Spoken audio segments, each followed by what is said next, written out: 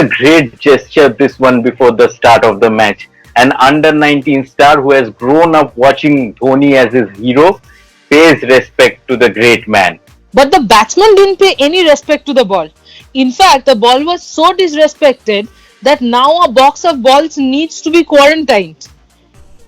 And you know why, right? Because they were hit outside the bio bubble.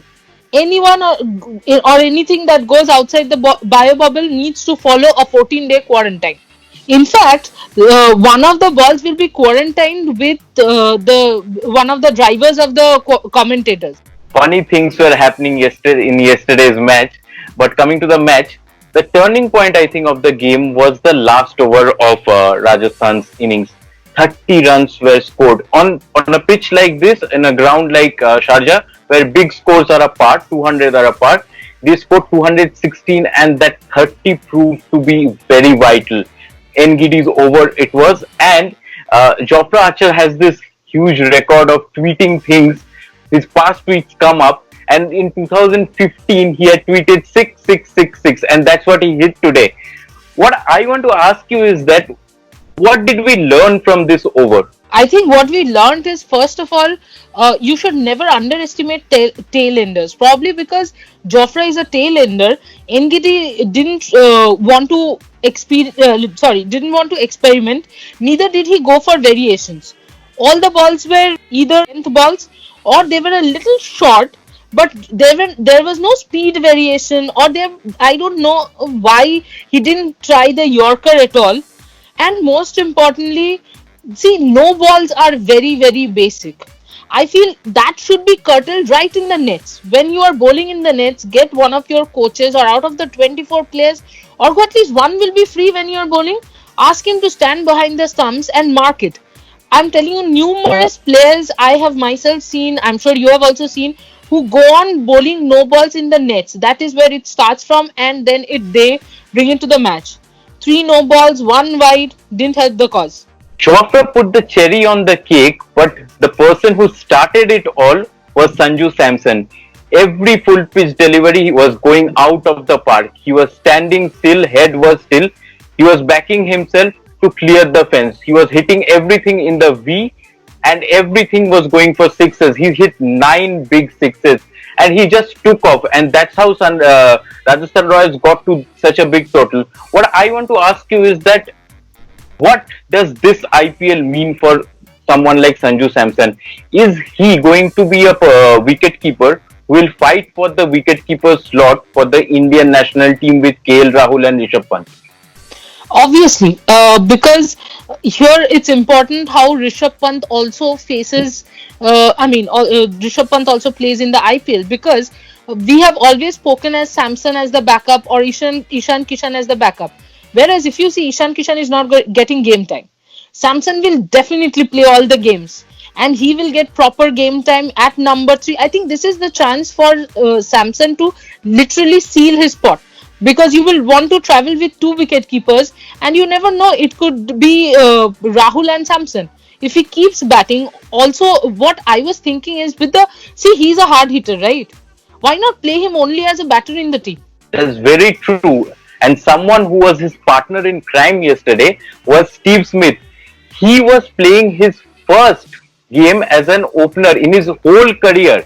First game as an opener, and he fared so well. Something which I feel Virat should also do, because these are batsmen who will pin those gaps, will find those gaps early in the power plays, and then go big later on.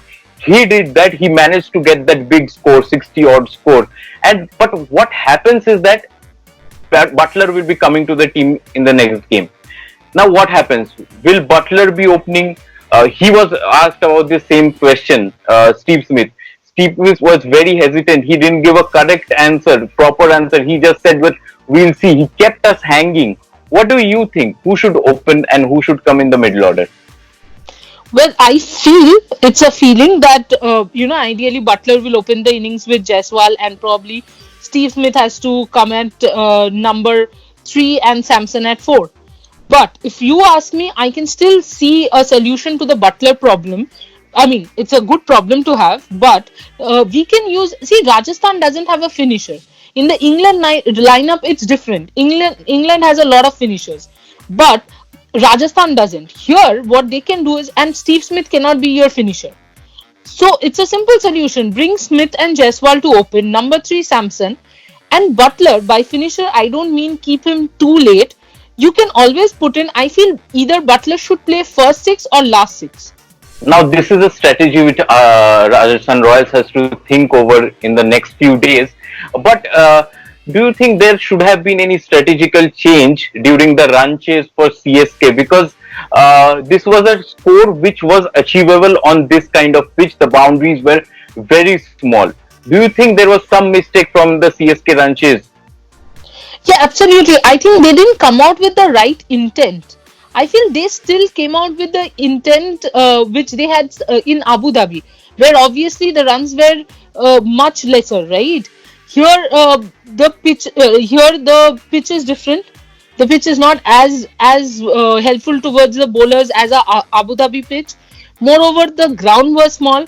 Watson and Vijay took their time to settle in and then started playing their shots. Same thing goes with every other batter. If Faf du Plessis, who was already in good form in the first match, why did you wait for so long when the game was already out of your hand? I mean, why will you wait for too long? But what I want to ask you is, do you also feel that not only did they leave the runs late, but probably they could have altered their batting order a little? Definitely, I also think so. I think Dhoni should have come in early because uh, Dhoni is not someone who is getting younger. He was asked this question after the match. He said that he still wants to promote these youngsters to give them experience. Now the problem here is he must be correct in his thinking because you need this Ruturaj and Karan to get experienced, also Kedar to get game time. But Dhoni himself said another thing. He said that he has not got enough time to bat during this pandemic and then this quarantine period. And now, because he is not getting any younger, he needs that extra 15 or 10 balls to settle down. So, and he is someone who can hit better than all these middle order batsmen of CSK. Now, in order to give time to these guys, what he is doing, he is overcompensating. I think he is not giving himself time. So I think it should be a mixture of both. Dhoni should give himself time also because this tournament is very short. 14 matches can go in a jiffy. Now, if Dhoni doesn't come up the order quickly, he will not be able to hit those crucial runs when the match will come to the end part of the tournament. That's what I feel. I think he should start coming up the order because we saw what happened when he started hitting those sixes at the end because he gave himself that 11-12 balls, but by the time the match was already over.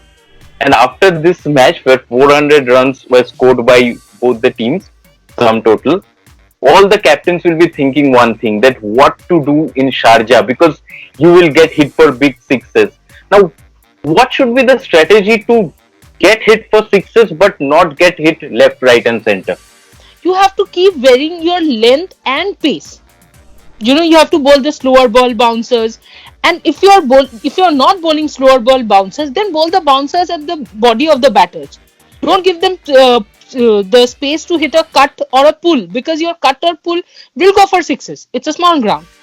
And one more important thing is, I'm not seeing Yorkers. Somehow bowlers are not bowling the Yorkers at all, which is a very important ball. And if you have to pitch the ball a little up, please don't bowl full. It has to be back of length. Just a little, I mean, in that good length area, not the full, the good length area.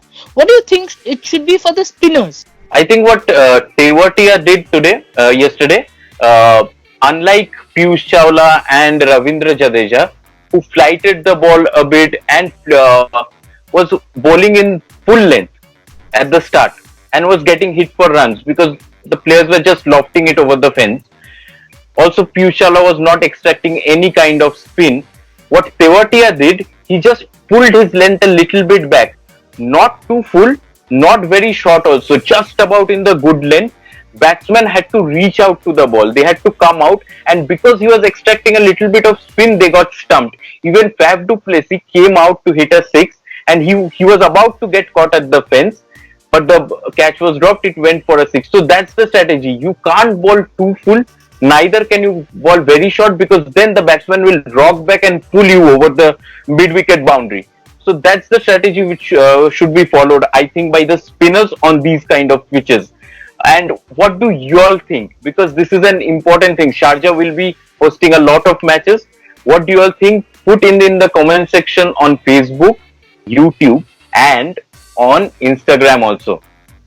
Absolutely. And along with that, you have to like, share, and subscribe our channel. You guys are watching our channel, but you are not subscribing. It's free of cost. Just you have to click the subscribe button and it will be subscribed. Nobody will ask for any money. So keep subscribing, keep watching IPL, and obviously join us for the next match preview. Till then, bye bye.